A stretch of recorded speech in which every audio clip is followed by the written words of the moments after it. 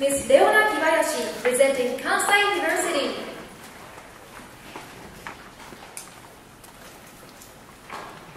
The title of her speech is Start by Giving a Helping Hand. Start by giving a helping hand. Would you now welcome Ms. Kibayashi?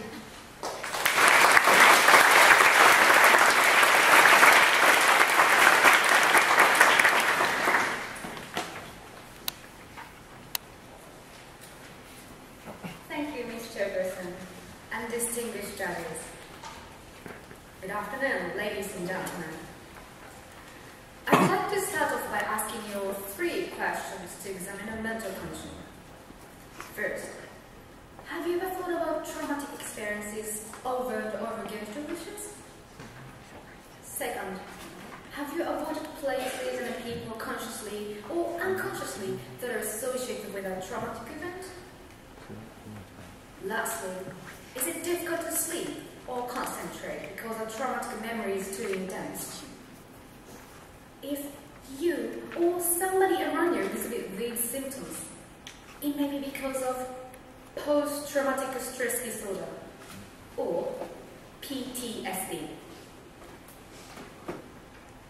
After the Great East Japan earthquake, the number of people who have PTSD has been increased and they've been suffering. Can you imagine a life with their stressful or traumatic experiences for such a long time?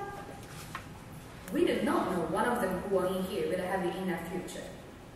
But what we can do is so simple.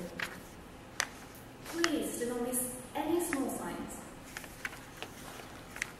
Today, I would like you to understand what PTSD is and how to deal with people who have it. PTSD is a mental health condition that is triggered by a terrifying event. There are many thought symptoms such as flashbacks, nightmares, severe anxiety, or uncontrollable thoughts about the event.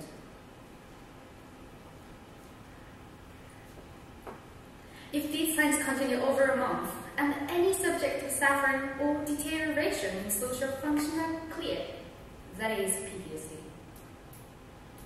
Any small number of things could cause people to suffer from it.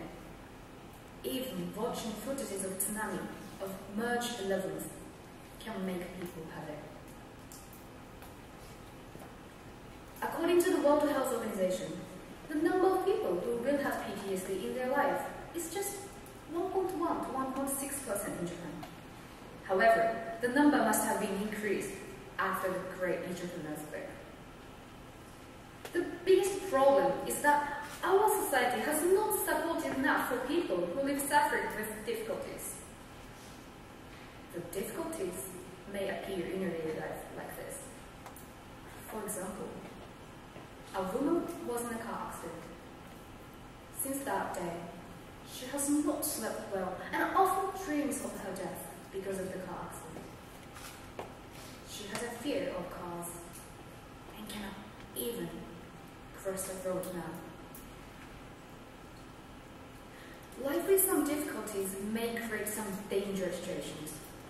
The lack of the correct knowledge and incorrect support from others make people and the problem become chronic and deteriorate. Some people try to say something encouraging to them, but it sometimes worsens the situations. Some people's conditions may become worse and result in suicide because of their constant suffering. Why can we not prevent these situations? Of course, there are various kinds of supporting for people.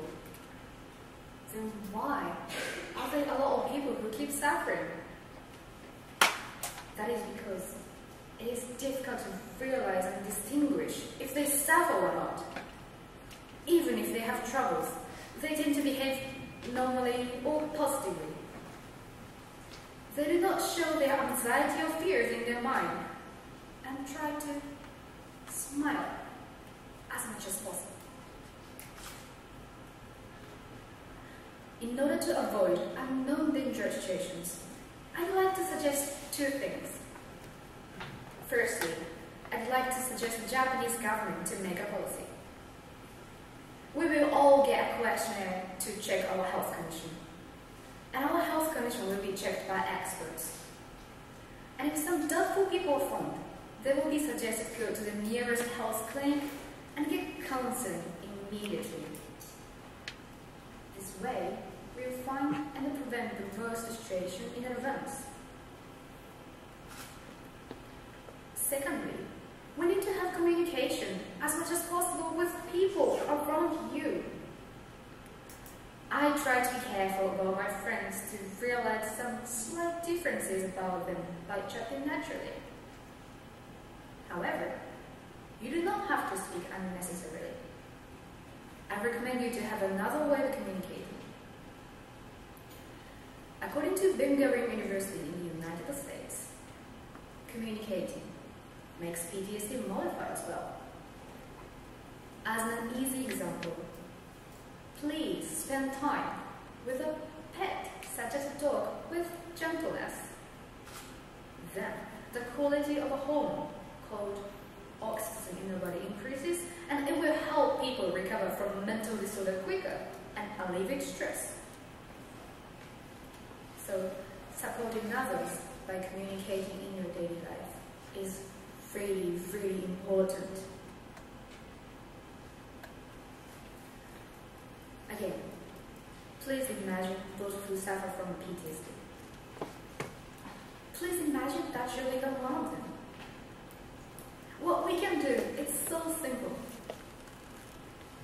And again, do not miss any of these small signs. We are all human, and we can help each other live for tomorrow. Thank you very much.